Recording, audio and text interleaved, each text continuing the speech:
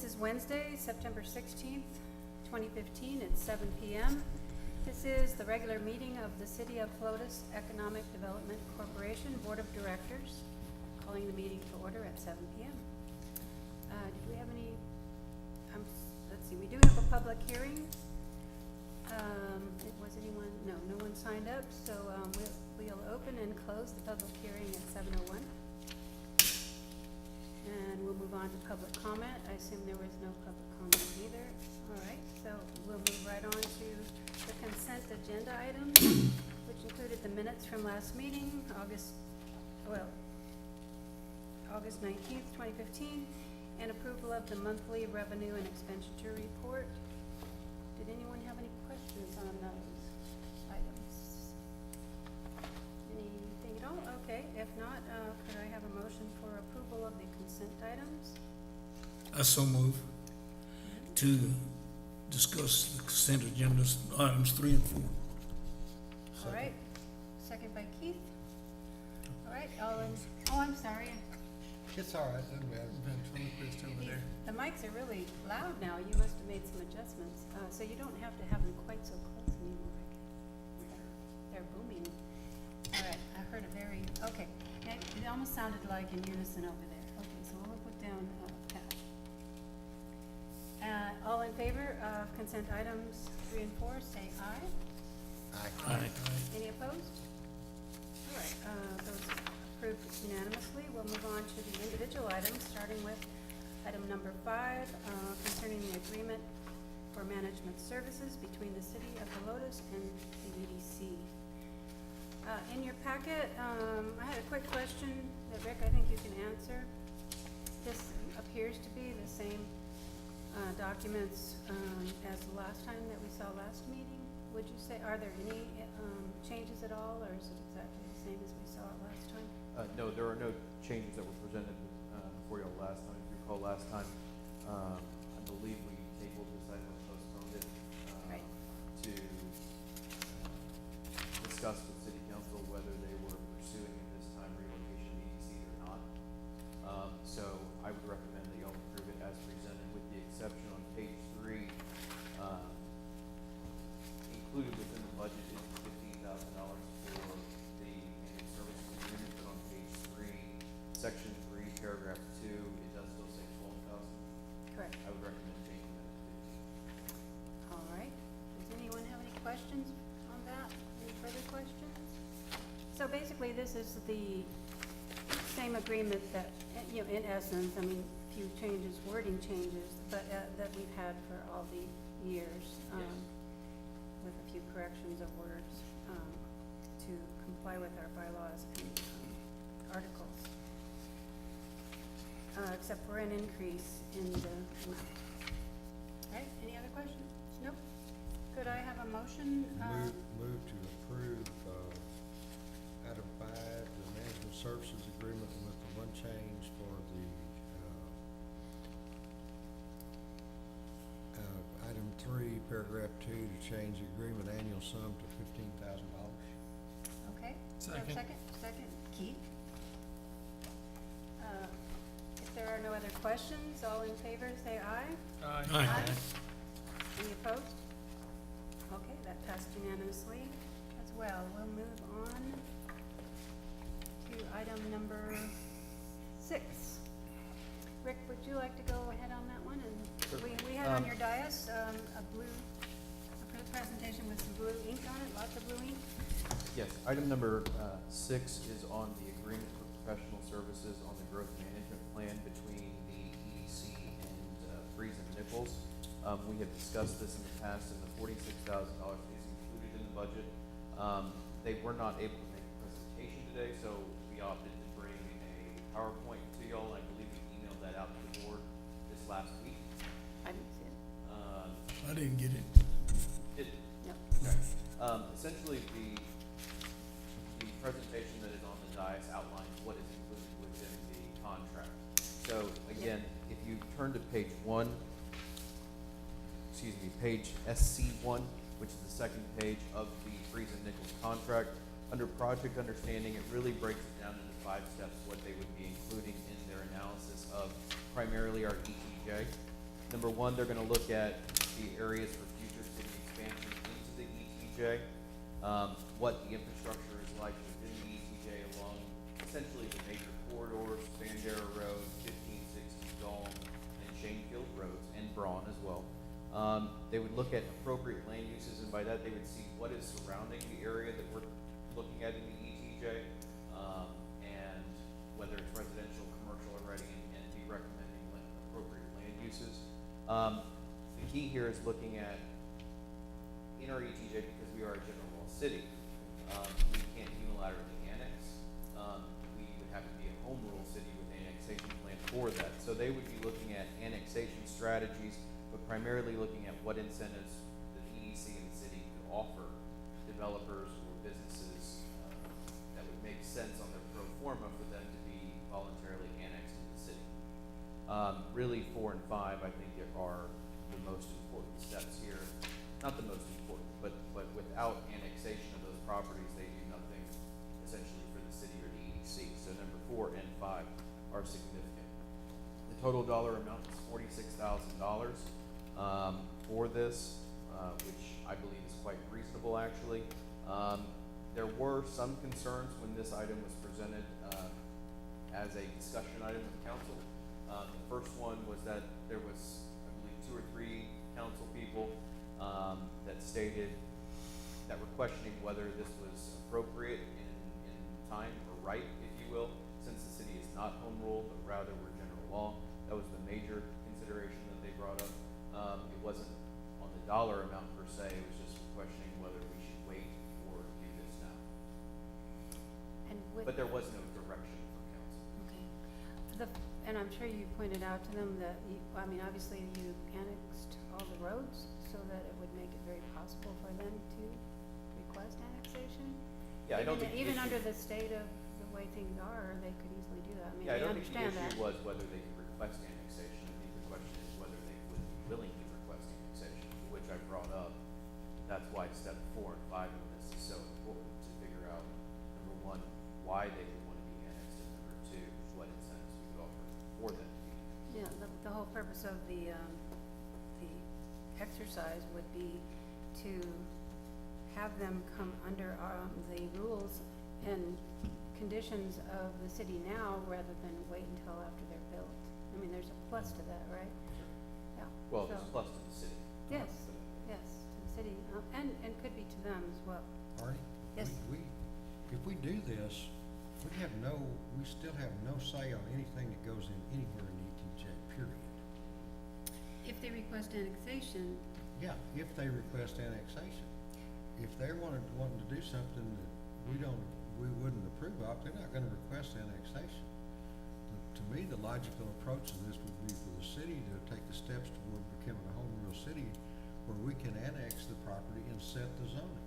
I think this is almost a redundant waste of $46,000 at this point. well, okay, I don't agree. Well, we don't have any control. Whatever we say means nothing. Whatever these people come up with, we've got no way to enforce it. But this is the first opportunity we've had for somebody outside that isn't a professional to take a look at things for us. does anyone else, we'll let everyone have a chance to jump in on this, because we are gonna be voting on this item this evening. Well, you can offer some I think that was incentives. suggested by the city, that something we would look at in the future. They didn't say to do it this year. I think that, my understanding of it, and Rick, you can correct me if I'm wrong, that this is it works as an interim plan because we cannot request it of them or force them to annex, but this allows us to work on options where we could bring them in early because the roads are annexed now. And, this is what this company will help us do. What is it that we need to do to make that happen sooner than later, so that when they're building, they will be part of what the city wants, and the design guidelines and such will apply. That may require some incentives, and they're gonna suggest some of those. Were you here for the presentation when they came? They did come and make a presentation to us early on. They did it in a meeting. I was here. I haven't missed a meeting. Okay, I'm just asking. But it just, You guys may have It's missed your- that. I Yeah, I didn't see it, but, if you want them to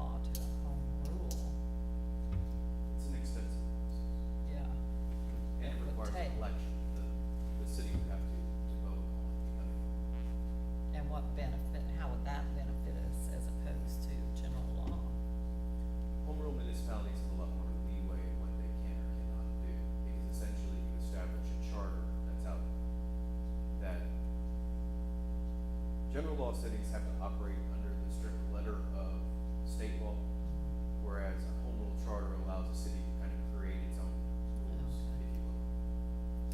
Could you explain, I thought there was some discussion with the CVS at Chainfield and 1560.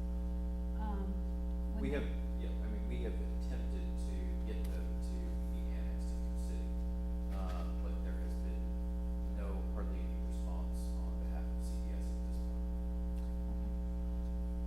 Just, Of course, it's already past their development. I mean, I yeah, they're think already they may be building, so, open. yeah, it's probably a little far down there.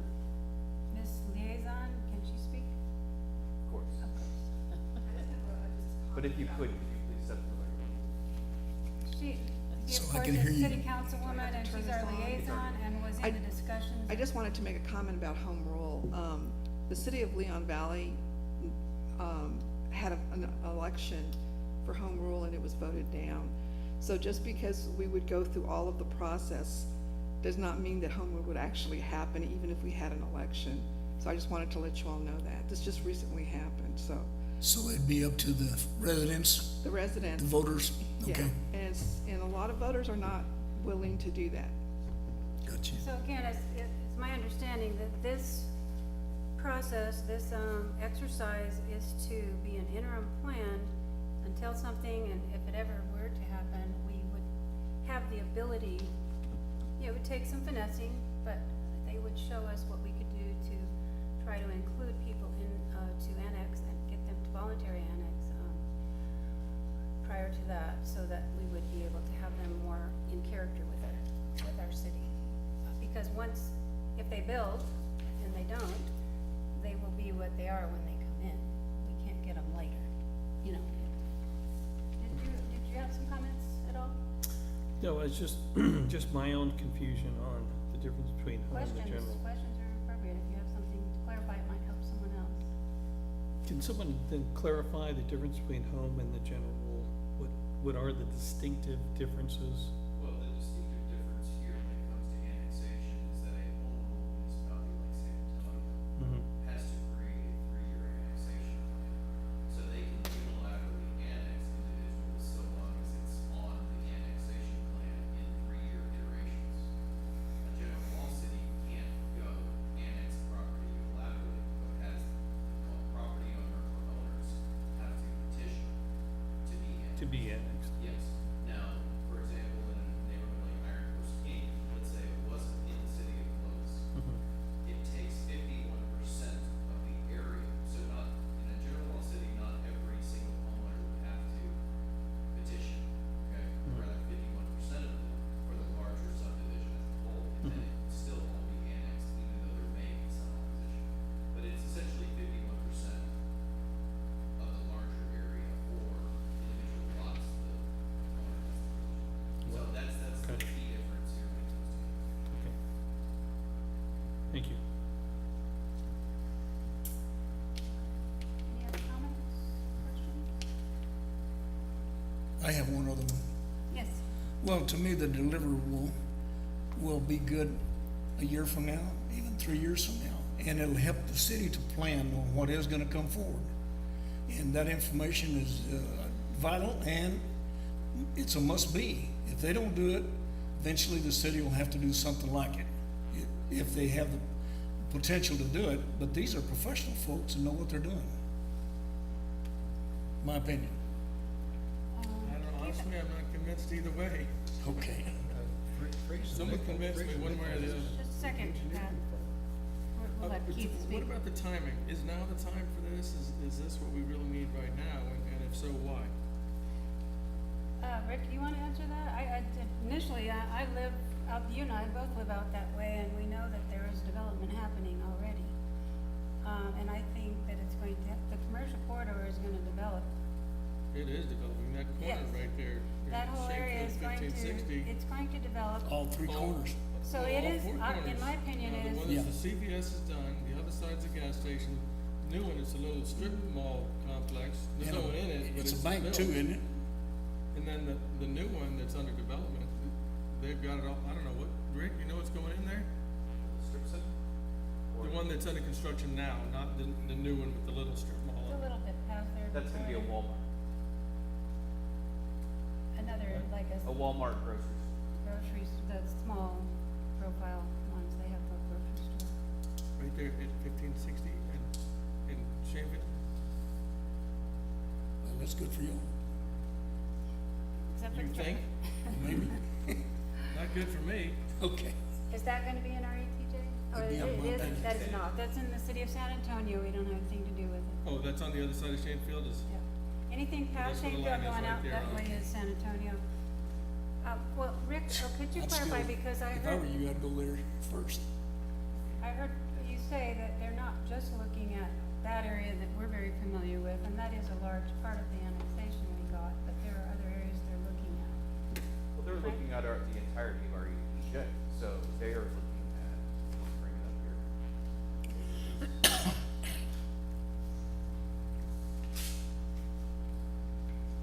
So there are approximately 9 square miles of ETJ that we acquired from San Antonio, plus what we had existing, so I would say 10 to 11 square miles of ETJ that we have currently.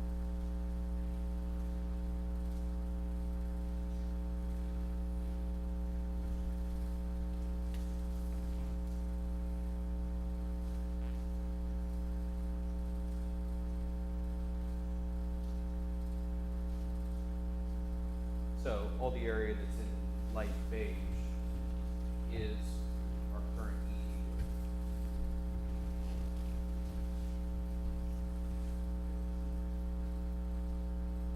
So all the area down here is in our ETJ, and all the area to the north here is in our new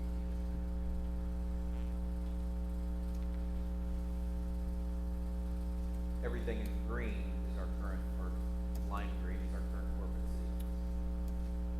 So unless we go home rule, which would take a little time and everyone would have, or many in the city would have to agree to it on an election, if we aren't able to do that, the only way we can affect any of this growth is through this type of process, or some kind of effort in the interim to affect how that develops. Is that correct? Do we have any effect on that area, the growth in that area, now, without being home I mean, rule? we have no impact in what is developed in our ETJ at this point.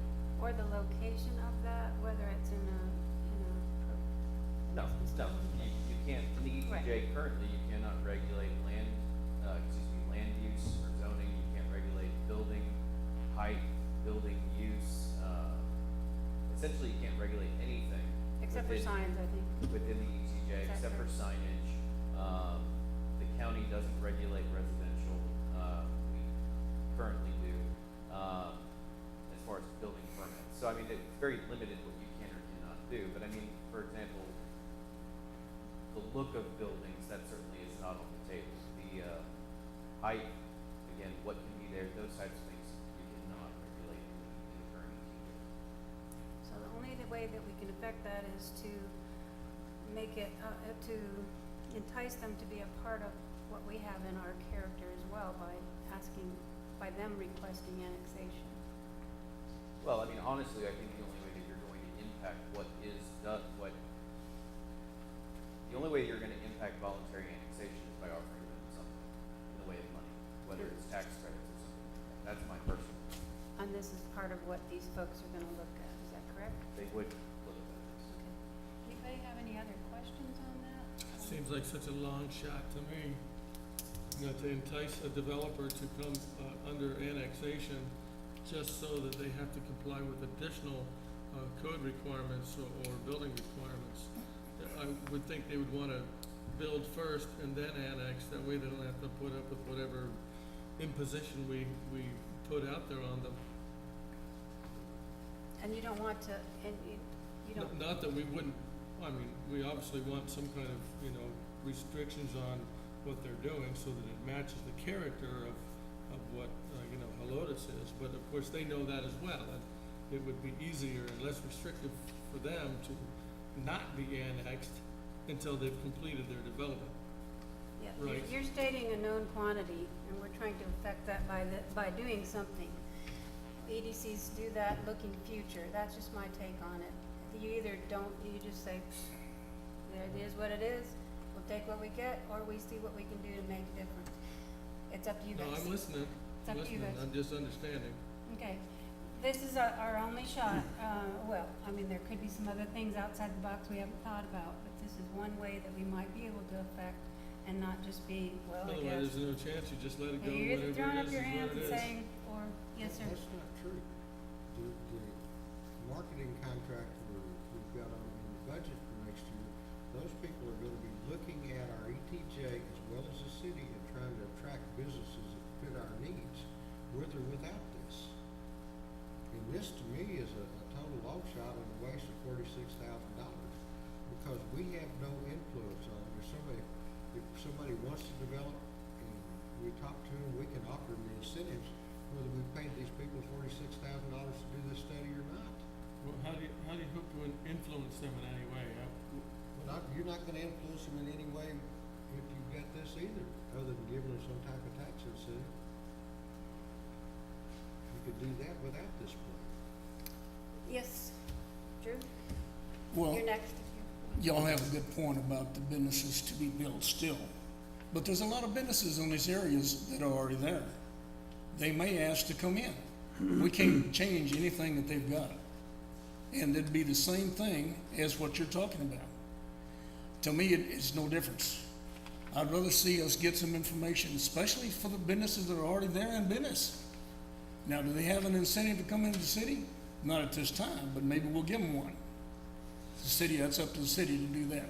So I would like to see them look at the true businesses that are already functioning and have been for some time. Well, so what this is proposing is that they would look at the businesses that are already there and the potential for annexation and the ETJ and potential development that could occur in those areas and incentives we might offer to potential developers coming in to those areas. Did I get that right? This is a comprehensive plan for the entire ETJ, looking at existing and future. I got a question, what Drew said for Rick. If you've got a business that's already in place, has all their business built and everything else, you can't offer them any tax incentive to come into the city. If they're already an existing structure and business, You could offer them well, not just to be annexed, I don't think the regulations work that way. you can offer them 380 to be annexed. It's a pre-annexation agreement, just like city council did for Iron Horse Canyon and Wingate Run. Now, those weren't built at that time, so it's a little different, but I think that you can offer them a pre-annexation agreement, and then rebate taxes if they're, or sales taxes if they're a, sales tax retailer. Again, I'm not an attorney, so, Regulations on that to see if you can. I mean, I would The way have I to check, understand it, that doesn't that's work. my opinion, I don't know for sure. Yeah, I don't either. And with the 380 agreement, you therefore could, you could say, well, we would like, extra landscaping or something and work on it's almost like a development agreement. There are some good things we can offer, this is what we'd like to see, you get the conversation If we going. can do that, we don't know if we can do that. This is exactly what this, No, with an existing business, Rick just said his opinion is we can, we don't know if you can do that if it's existing. Um, You may not be able to offer him anything. We also Okay. don't know if he can't do it. We can't do it. that's right, and that would be an easy answer, that's just a small part of it. Well, right, that's a staff question, Yeah. But, But, good point, but I think that in the general overall discussion of this plan, is there validity in this plan? Is there value in this plan, or are we just gonna just say? I mean, I think the primary, to answer your question, Mr. Muelstein, I think the primary focus of this would be undeveloped land. It wouldn't be existing businesses. right, Now, right. that is not to say that they would not look at existing businesses and what is currently out there, but I think, again, we're trying to look at what is undeveloped Right. and Right. how we can bring it into the city. I think what it seems to me is this plan is an effort for the EDC to try to do something. And if it isn't this, it's essentially nothing. And our charter requires us to do something, to try to make something happen. Or we can just go home and do nothing. And I want to make a comment on that. Of all the things we've done, I've been mostly against all the marketing money that we spent and all the words and things that we've gone into, I can't say that they've ever done a damn thing. Excuse me. I can't say that they've ever proven to be anything. I can't prove that they're not. This one, these are real people. These are real estate people. They understand the business, and I'd sure like to see them give a chance to see what they can do to help us to grow the So too. city. I think so too. You talked me into it. Thank you. Okay, let's go down this side. You guys, if you don't mind, we're gonna give them a little time to talk, and then we'll take it to a vote. Well, I was just looking at, step 4, and step 4 says, that they're gonna analyze state law and identify the possible annexation strategies for a general law city. So that's part of what the money's gonna be, that we don't have to do it. That's what their job is gonna be. And I agree that we need to do something, and the possibility of becoming a home rule city, I mean, I've lived here for 10 years, and I don't see that happening. I don't think people wanna change and do that. I think Helotes wants to be a little more independent than that. A lot of independent thinkers, so I think it would be a good idea. Any other comments down here? Yep, my only comment is I thought that $46,000 for, 3 years of consulting was extremely conservative, a great bargain. And I think we have an obligation to look to the future and see what kind of growth, we can help the city provide. And it sounds like we have an agent to help us do that, i.e., this company. So, All right. let's do it. I'm gonna go ahead and, if there's no other discussion, I think we've all had a chance here. Could I have a motion for, item number 6 for the agreement that's included in this? I did have one other question about the agreement that's in the packet under number 6. Has the attorney reviewed this, or would this be, similar to the other one? It would be subject to his review after we. No, it's been Oh, it reviewed. has It's been already by the reviewed? city. Okay, I'm sorry, I didn't hear you. Okay, so, approved as is with the dollar amount specified. Could I have a motion, please? I'll make a motion that item 6, discussion and action on the agreement between the EDC and the Freeze and Nicholas Company for management growth, be discussed some more if it need to be, and then I suggest we vote on it. Okay. So Second. All right. So we're, the motion is to approve the agreement, is that correct? Yes, or unless there's other discussion I want to bring up. Okay, let's go ahead with the motion to approve the agreement as written, is that correct? And this, do you have a second, Keith, to that, all right? Any other discussion, questions? If not, all in favor, say aye. Aye. Any opposed? Aye, nay, whatever. Okay, that's, 4 ayes and 1 nay, so that is approved. And then my understanding is that council will get this contract again, or if they will get the contract now? Yes, Is that they will correct? get the contract along with the budget. And along with the budget, okay, so it'll go to them next, okay? How long did it take to do it, Artie? I read it and said 9 months, that they, and that's their agreement with us, that they would accomplish this within 9 months. If we comply with their requests that are listed. Okay, let's move on to, item number 7. This is the discussion on the operating budget and capital budget. It would be my understanding then that there is really nothing that has changed from last time in the budget, or can you correct me if I'm Yeah, I wrong? can go through it really quickly. Okay. I did want to bring your attention to the resolution that was included on your dais. Yes. That is the resolution that adopts the budget. It's the same wording that we've used every year in past years, to adopt the budget and essentially sends it to city council. This would go to city council on the 24th, which is next Thursday. Looking at page 1, the operating budget, revenue increased by about $1,583 from the last time that we all saw this budget. And the only other change to this budget is we increased audit fees from $2,800 to what it is currently, $2,900. That is due to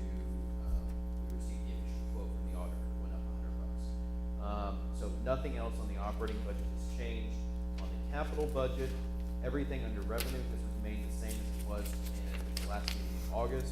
Under the expenditure side, the water and sewer line extension for Highway 16 decreased, I think around $13,000 to $44,190 because we had another payment that we made to LNB. So this should be extremely accurate. Other than that, there were no changes. All right. This Anyone- does include, this does include the $46,000 for the ETJ development plan that we all just approved. Okay. Does anyone have any specific questions that you need answered? Again, it's all pretty much the same except for slight adjustments, but no substantial changes from last time.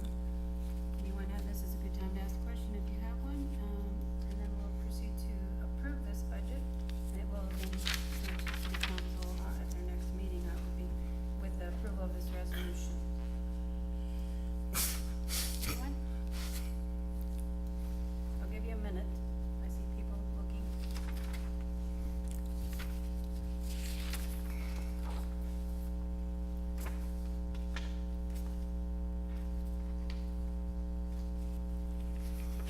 Any questions? If not, could I have a motion for approval of the resolution as written, and budget as we see it here in our packets?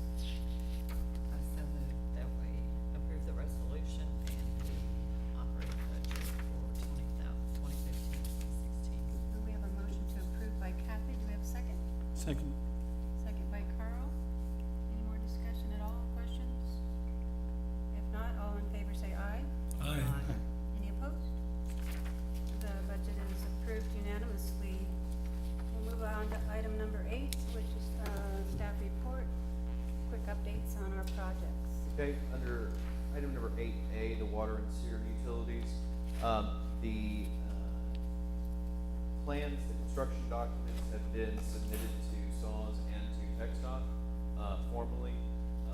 We have submitted, we have received, from SAWS some comments on the plans that we have provided, and our engineers LNG are revising those plans as we speak, they're minor in submitting them, so we foresee within the next month that we will have SAWS approval on those plans. TxDOT, we did submit a memo to TxDOT on some of the concerns or the requests that they had, primarily related to the alignment, tree preservation. We're appealing to their district engineer, Mario Jorge. We have not received a response yet from them, but we suspect that once we receive SAWS approval, that TxDOT will kick it into high gear, if you will, and compromise on some of those points. So, the last comment, you all know Julian Bielowski, who is the project engineer on this, who can be somewhat pessimistic on these things. He is much more optimistic that we will actually be able to go out for bid now in January. So by the end of the year. It's a yes. good time. Okay. Those are the only comments or reports I have on the water and sewer utilities. Were there any comments on that or questions on that? Okay, no? The Lotus Creek Linear Park Transportation Enhancement Project, I did want to go through this in depth. We have made progress to some extent on this project. Included within your packet were the plan sheets and 2 different cost estimates, one titled Option A and one titled Option B. So essentially what you're looking at here is the routes. Sorry, let me get organized Do here. you have easy access to put it on the screen? If not, it's not a big deal. Yes, I can. The print is a little bit dull in our packets. Hard to read.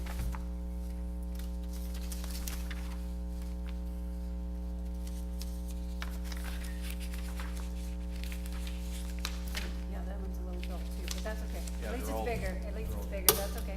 No problem. So what you're looking at here is option A and option B. Essentially, what option A is this additive alternate at the top, which is the connection from the property that we own, or that the EDC owns, to Old Bandera Road. And option B is the connection from the property here at the south end behind Our Lady of Guadalupe into a parking facility along Briggs Road here at the bottom, okay? The reason that it's option A and option B is that we were looking at what dollars do we have, which is 1.36 million, and what are the possibilities to gain access to this creek bed. So those are the two additive alternates. When you look at the cost estimates under option A, again, the construction budget that we have right now is 1.36. Option A, you would be looking at approximately 1.4 million, so a little bit above, plus the trail nodes of 28,520 and the alternates, the trail to Old Bandera Road of $266,000. So we are over budget, but this is a preliminary cost estimate, so I'm not overly worried at this point for option A. Looking at option B, we are looking at, again, the construction budget of 1.36. The grand total at this point for option B would be 1.39, which is about $28,000 over budget. But the alternate, the trail extension to the church and parking is an additional $245,000, and then a trail node is $28,520. So either scenario at this point, we are over budget. Now, again, these are preliminary estimates, and so we plan on value engineering as much as we have to going forward. The other concern that you will note here that we have, not, I would say concern, but the other, well, it is a concern, it's also a issue that we have to work through. These areas that are on your sheet that are in white or yellow indicate easements that would be required. Easements would be required at this point within not only our property, because we may be skirting some other people, the back ends of people's properties here, but obviously if we make the connection to Old Bandera Road to the north end by the bridge, or to the south end behind the church, we would be crossing private property and we would need to have an easement. We have not yet made contact with the property owners. We have not done that yet for two reasons. Number one, the environmental has not yet been completed on this project, hasn't even been begun yet. And there is some question from TxDOT as to whether they're going to treat this like a roadway project where you can't have to do the environmental before you actually define your route. Because it goes with federal law, you can't predetermine a route if you're using federal dollars without doing the environmental first, okay? Now, the question that I have is whether that applies to park projects or whether that just applies to streets and roads, and they're looking at that at this point. We don't have a definitive answer on that. Now, we can approach these property owners and talk to them about easements, but if we do so, it's completely at our risk. So, once the environmental is done, they may have to reroute for whatever reason. Golden cheek warblers, that's actually one of the primary concerns that we have, or some other environmental reason. And then we may be out time having negotiated those easements with property owners. So right now I have a question to the environmental subcontractor as to how long they will take to do the environmental for the project, because if it's a month or a month and a half, I'll wait before we approach the property owners. If it's gonna take 6 months, which I doubt, but if it does take 6 months, then we'll likely proceed cautiously and approach these property owners. Now, what I've discussed with the mayor at this point, and I think what would be prudent, is rather than to do cash,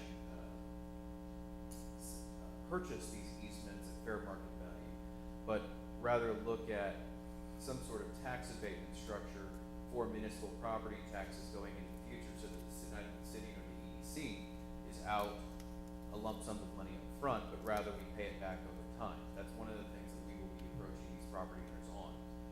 But at this point, you know, I can't tell you anything about what contacts we've made with these owners because we haven't yet. Well, what risk do you, say there's a risk, what risk do you have in talking to them early? If you negotiated, You don't necessarily have to negotiate. Well, yeah, okay, you if you negotiated, you run the risk of starting the process too early without, I think there's a variety of risks. Number one, starting the process too early where you may not even need an easement on that property may cause undue alarm within that back area of Antonio Drive, and it may derail a perfectly good project because you started too early. Okay, no, that would be one concern. Number two, if you negotiate and they are only willing to give you the easement if you give them their tax payment now and you give it to them, well then if the route is actually not on that property or not needed, then you've given them something that without any exchange for consideration to the city. I would say those are probably my two main concerns with approaching them. The other thing is we haven't done an appraisal on these easements yet, which I believe an appraisal will be required because TxDOT's going to require it, so that we can determine what the fair market value of that easement is. Because that's, using federal money, you have to give them the fair market value. Now you can, like I said, use tax abatements as long as it's dollar for dollar, but we will have to do an appraisal. We have not done that on these sections yet. So, Have you researched the conservation easement? I've heard that is a good thing that people like, but I don't know a lot about it. we have looked at That- I have looked at conservation easements, and that is certainly an option, but you're still providing them consideration for Okay. getting that, unless they're overly nice and they just wanna give it to us and donate it, they can do that. Yeah, okay. Well, these are areas that wouldn't be developed anyway, 'cause it's down the floodplain, right? It's obviously on the creek bed, so it's not something they could develop. So conservation easement could do them good, That's correct. because they would get some benefit from it, and it would also do us good. So they may be willing, depending on who they are, to do just such a thing. So, but our contract with this environmental, within our design I agreement believe is it's for, Lori, her name's Lori. it is for the whole entire What company is area. that? Lori Hawkins. SWCA? Sounds familiar, but. I will have, they're out of Helotes, or they're near Helotes, I think, yeah. Okay. but I will get back to you on that. I don't know the name of the firm, I just know the individuals. But our contract with them, or, with, Terra, is for the entire scope of the project, so Yes. it isn't wasted. It will be done one way or the other. It's part of what we've paid for, we will be paying for already. The environmental is a part of the Yeah, contract price. so I with mean, Terra. you know, some areas down these, okay, you answered my question. Since it's federal dollars, don't we have a start date that we need to get into before the funds might start to look funny? Different. Our deadline at this point is to have the plans ready for bid by May of 2016. Okay. So we are working on a timeframe. Now, there is wiggle room in that because we can appeal to the MPO, which we've already done, to shift dollars to a subsequent year. But at this point, we're shooting for May of 16. All right. We Thank should be able to do it, but, okay. How many property owners do we have to get easements from? Looks like there's 6 or 7 of them. There's more than that, actually. Potentially, there were 9 or 10, I believe, is the way they had them numbered. Yes, if you look, if you assume that we're gonna do both the north and the south end,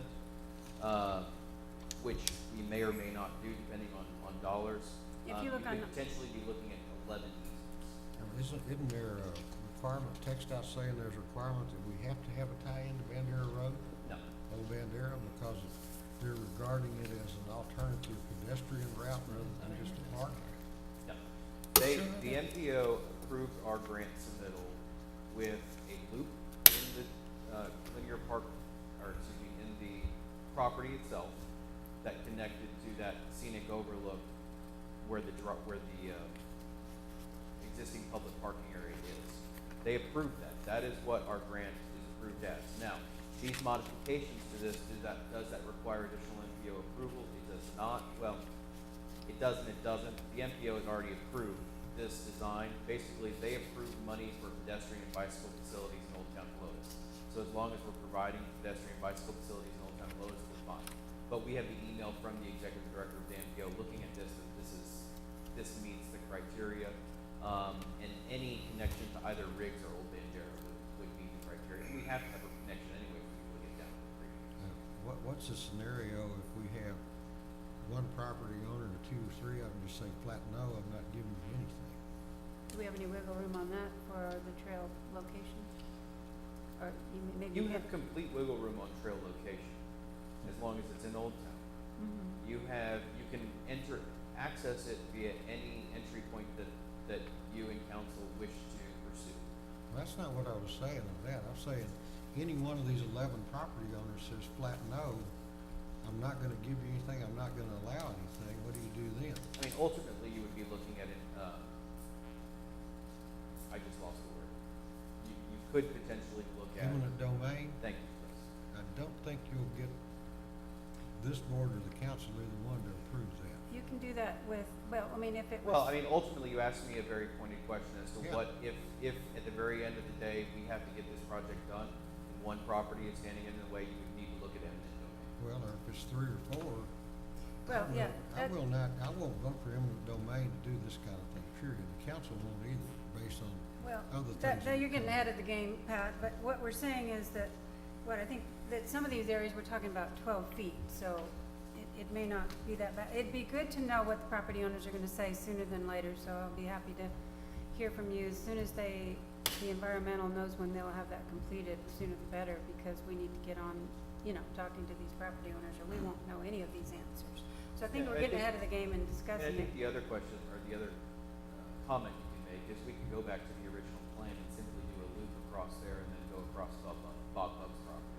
He's already committed to providing an Right. easement across his property. So at the very end of the day, unless the EDC and council is stuck on a particular plan that requires eminent domain, I don't think it's gonna be required, but again, So we have some options available. We have our ultimate and best plan in front of us, a couple of them.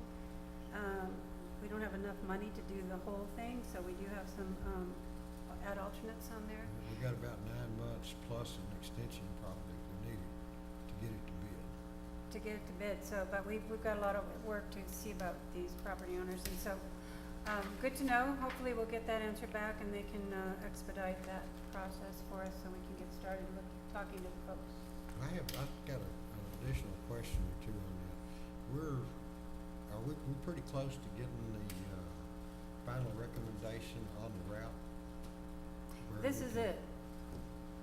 This And is the. outside of the fact that we don't know if the property owners are going to buy in, but we hope so. This is basically approve what we're gonna try to do with or Okay. without options. Okay, and the environmental is no tell, we don't know how long that's gonna take. He's gonna find out for us. yeah, that's the question I have for how long it will take. Does that have to go before, hearings and that sort of thing? No, it just goes to TxDOT, and the Texas Parks and Law. Okay. All right. And they have to approve that. Until that time, till we have that done, we're not gonna be paying Tetra more money to do other things until we have approval that we're gonna be able to do this, right? Yeah, I think that they will continue with the process of getting the right ducks in a row for this to go through. Get what? I'm sorry, getting their ducks in a row from there, they've given us their option. They're gonna move forward with what it takes to pursue getting that done. And, Okay, but if this is the route we're gonna take, until we get the environmental approval Yeah. and the other steps we need to Exactly. go on the bid process, we don't need to be paying them to do anything else. except for coordinating these efforts, that's what they do. Well, So, L&D is continuing to do surveying in the creek bed. That is one of the things that they are currently doing, and I believe that is a part of the environmental that Yeah, information. that probably has to be done before you can get the environmental approved. So, at this time, since y'all are here, let me pull up an email I have and I can tell you exactly what they're doing right now. Okay. Since there was nobody's in the audience, we can see my.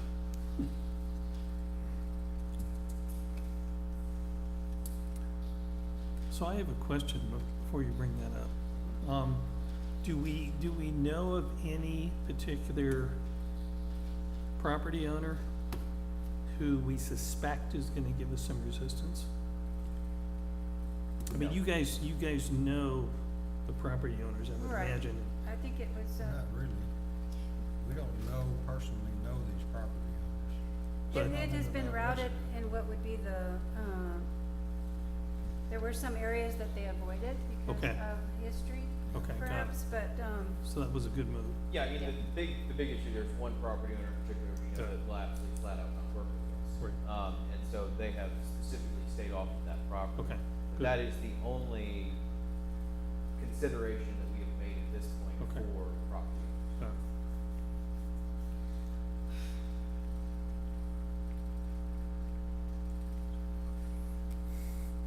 okay. Oh, you're pulling up, I am, I'm sorry. no, no problem.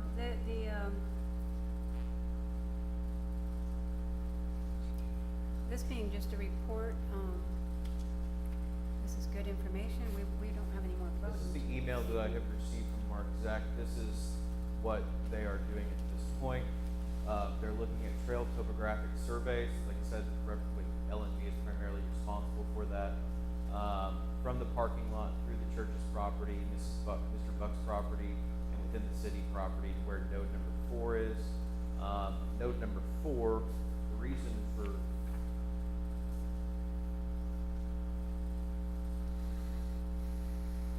node number 4. Pedestrian bridge at the intersection of Middle C and Blue. The pedestrian bridge and the intersection at Old City. Yes, and the reason that they're waiting on node 4, from node 4 north would be, that they're looking at, that is a concern for the environmental side, primarily with respect to golden cheek warbler. I'm sure that Mr. Mulesey would know more than I would on this, but we're not necessarily concerned about not being able to do the project. The time where we do construction, for when the golden cheek warblers go south. And we would do construction at that time, and then they could come back, and hopefully the project would be done by then. But they're wanting to clear that with, the environmental, Texas Parks and Wildlife, and Texas, TxDOT before we go any further, so that we're not spending money on surveying up at that location before TxDOT says, no, you can't do anything in that area. So, I do have one question. Since there is a lot of focus on the south end with the church property, have you approached the church on this yet? no, I have not approached any property owner on this project yet, because I'm trying to get my ducks in the row before I approach property owners. All right. They'd be a big player that would decide a lot of things for us if we knew what they were doing. Once I get word from TxDOT that we are safe to go ahead Oh, okay. and negotiate easements, then we will do so. All right. Any other questions? Yes, ma'am? None at this time. What we're spending money on now is not, we're not spending money on either option A or B, we're just looking at more of a general layout.